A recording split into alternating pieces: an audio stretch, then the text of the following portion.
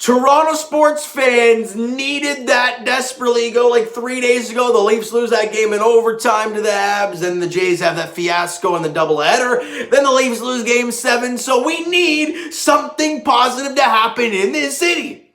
And the Blue Jays go out there in their Sahlen Field debut, their home opener debut at Sahlen Field, and they get the big bats going. They get a great start from Robbie Ray. They get the bullpen doing a job, and Charlie manages this game well. I'll talk about why in a bit. And you win a ball game. 5-1 over the Miami Marlins and improved to 28-25 on the year. Let's get to this ball game, all right? Bottom half of the third inning. Marcus Semien is on base, Bo Bichette on, and Vladimir Guerrero Jr. absolutely plasters a ball to left center field, and it's gone. And for his 17th home run of the year, I think Ronald Acuna hit a couple more home runs, so they're tied at 17 for the big league lead. But the more important thing, the Blue Jays have a 3-0 lead over the Marlins in the bottom half of the third with Robbie Ray absolutely cruising through the first 3 innings. So a great job there. In the top half of the 5th inning, Starling Marte crushes a ball to the left field, and it goes over the head of Gurriel. He could have caught that ball. I think we can all agree he could have caught that ball, but he got himself all twisted around like a top, and he can't make the play. The other Marte comes in to score, and they make it a 3-1 ball game. All right, it's hard to blame Robbie Ray for that run. However, they did make really good contact, even though it probably should have been caught. Either way, it's 3-1, and we go to the next half inning. Blue Jays do a great job moving runners over, and then a ground out from Teoscar Hernandez III. Marcus Semien ends up coming to score because he's coming home on contact, realizes it's a chopper to third base. The no throw comes home. They take the out at first, but on that play to first, Vladdy comes to third. A really heads-up play, a base running for Vladimir Guerrero Jr. He didn't come around to score it all in the inning, but a heads-up play to move up another 90 feet. And the Blue Jays add 1 run. They get that one run right back in the next half inning. It is now 4-1 Blue Jay lead. We go to the bottom of the 8th inning, and someone who's getting red hot for the Blue Jays is Lourdes Gurriel Jr. with the bat. We talk about how the glove, not a great play out there in left field today, but he made the simple plays, and the bat played. He went out there in the bottom of the 8th inning and absolutely crushed a ball. I mean, it looked like he crushed one farther than Vladdy did, and he hit an absolute moonshot to left center field, and it's gone for Lourdes Gurriel. And they see the lights going on and off at Sahlen Field. Is that a new thing? I think it's pretty damn spiffy. And the Blue Jays make it now 5-1. They get a couple of home runs. They get some small ball RBI ground out. And at this point in time, Robbie Ray, gone 6 great innings. And then Tim Meza, right? Actually, I'll get to that in a second here. But the Blue Jays, bottom line, they win that ball game 5-1. Let's get to the offensive stats before we break down the pitching, because I think there's some small, really big things that Charlie did today that I really liked. We'll talk about that in a second. Marcus Semien, he won AL Player of the Month because he hit 360 and he was unreal, and he damn well deserved it. 2 for 4 with 2 runs scored in this game, and what a great job for Semien yet again. Vladimir Guerrero Jr., I keep thinking this guy has hit this peak, and we're like, man, if this is what Vladdy's going to be, he's unbelievable. And the next game, he's like, I'm going to one-up that. And I'm like, how the hell can you do that? 4 for 4 today for Vladimir Guerrero Jr., his first ever 4-hit ball game at the big league level. 1 run scored, 3 RBIs on the 3-run shot and the home run. Big day at the plate for Vladdy. 3 of his 4 hits went to right field. It is music to my ears, and my eyes, they start watering because I start crying because it's so beautiful. He hit a moonshot to left center, and then hits 3 hits the other way. A double down the left field line, down the right field line, and then 2 hard hit singles. It's beautiful to watch for Vladimir Guerrero Jr. He's at the top of the big leagues, or at least the American League in batting averages. He's near the top in hits, near the top in RBIs, near the top in runs scored. It is unbelievable the season he is having right now. And he's in it for 2 months. 2 full months. So this Vladimir Guerrero, and one day, if you want to call June 1st, what a job for Vladdy. He can turn the calendar over and not stopping. He's unbelievable. And Lourdes Gurriel Jr., as I mentioned, starting to swing the bat extremely well lately. Went 3 for 4, the run scored, an RBI, and the home run. Now, ideally, one of his hits was a blooper snot shot. The other one was a chopper through the shift. So it was, it was an empty hole on one side. He's kind of chopped it through. That's fine. You got to beat the shit. That's fine. And they count as hits. I don't care. And then he hits the absolute moonshot. So he got 3 more hits today. He's hitting 260. Remember earlier in the year, we're hitting, man, this guy's not even hitting 200. He's having a tough time.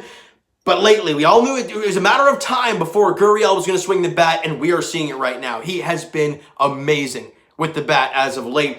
Now let's get to the pitching staff. Robbie Ray was fantastic. He got into a few issues, but was able to strand them no problem. I think it was in the second and the third.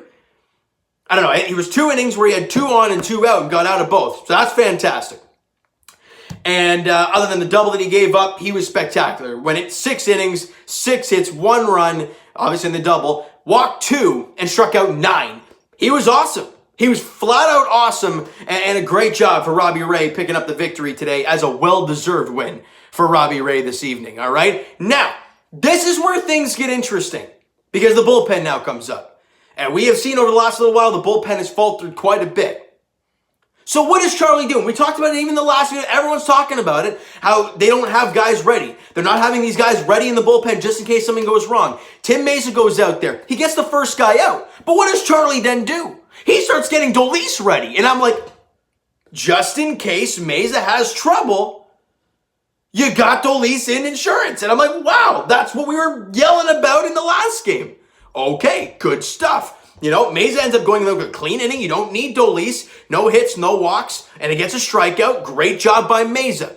Dolis goes out there. I don't know if Romano was getting ready, but either way, he goes an inning, no hits, no walks, strikes out the side. Dolis was fantastic in that 1 inning he pitched. Then Jordan Romano goes out there, and 1 inning, he allows 1 hit, 2 walks, and strikes out a batter, but that's not what I'm getting at.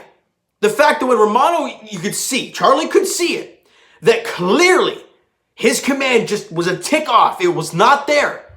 So after what? The second batter? Third batter maybe? He had 1 out, and then he got, 2 guys on, and he's like, okay, let's get somebody warming up. Gets Joel Payamps. I'm not really sure it's the right guy for the move, but either way, he got somebody working up in the bullpen. You have a 4-run lead. Tying run is on deck, but that's okay. You have the insurance there if you need it. Now, Romano gets the bases loaded at one point, but Payamps is pretty much ready to go at that point. Like, all right, there's reinsurance there if you need it. Now, he does strike out the young guy Devers to end the ball game, but it's the fact that he had guys there ready just in case someone faltered and someone couldn't do the job that night. That's managing. And that's what everyone was losing their mind about in the last game because they didn't have anybody ready for Chatwood.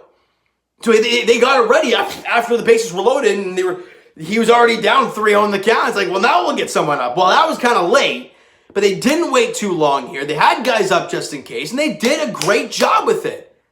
That's managing. And you win a ball game 5-1 just in case. Can you imagine if Romano gave up a single and they scored 2 runs to make it a 5-3 game? You bring in Payamps, you shut the door. What if you didn't have Payamps ready? Romano could have imploded and you could have lost the game. But you had the reassurance there. And it's just beautiful to watch. Now, you know what else is beautiful to watch? Alek Manoah on the mound. And he gets the ball tomorrow night against Pablo Lopez for the Miami Marlins as the Blue Jays look for the mini 2-game sweep. And yes, I said the word. The reason I said the word is because I tried every superstition with that franchise and it never worked. I tried not wearing a jersey. I tried just wearing a hat. I tried literally everything. A different jersey, whatever. It never works. So I'm like, you know what? Screw it. I'm just going to do what I want. And I'm going to say the Blue Jays look for the sweep tomorrow. Now, if they lose, oh well, you can come at me. Doesn't matter. Manoah, Pablo Lopez, 7:07 first pitch there at Sahlen Field. It was great to see fans in Sahlen Field. Lots of fans, and they're cheering for the Blue Jays. Oh, it's so beautiful to watch. None of this Tampa nonsense where you got the 95% opposing fans and a couple Blue Jay fans sprinkled in there in a home game. Great to see Jays fans, and there was a lot of people there, and it was just beautiful to watch there at Sahlen Field. As much as we want to have this team here, that, in my opinion, is the next best option. Fans in the stands that are Blue Jay fans, and you're in Buffalo, the Blue Jays affiliate, and they decked that stadium out with really good facilities. If you didn't check it out, check the Jays Instagram page. They posted a video, kind of tour of the whole facility. It looks fantastic. It looks like Rogers Center. They did a great job, all right? Jays fans, that is going to do it for this one. If you enjoyed the video and you enjoyed this ball game today, because I surely did. It was a sound ball game. You got good bullpen. You had good managing. You had good offense. And you had a great start. That's more like it. That's what you like to see in the 5-1 dub, all right? Hit the like button if you guys enjoyed this one. Hit the subscribe button if you guys have not already. Comment down below your thoughts on the video, your thoughts on the game. What you like, what you not like from today's ball game for the Toronto Blue Jays. Twitter is down below for myself. Follow, send me a DM, do all that great stuff. The Instagram link is down below, so follow up there if you have not done so already. And I will talk to you guys, forget the other teams. Jays edition tomorrow night, game 2 of the 2-game set against the Miami Marlins. As the Blue Jays look for the 2-game sweep, Alek Manoah gets his second big league start against a team that strikes out a ton and doesn't have a great offense. On paper, it looks great. We'll have to wait and see. Pablo Lopez gets the ball for the Marlins in the finale. 7:07 first pitch there at Sahlen Field. All right, so thank you guys so much for listening and watching. Hope you enjoyed the video and the ball game. We'll talk to you guys then.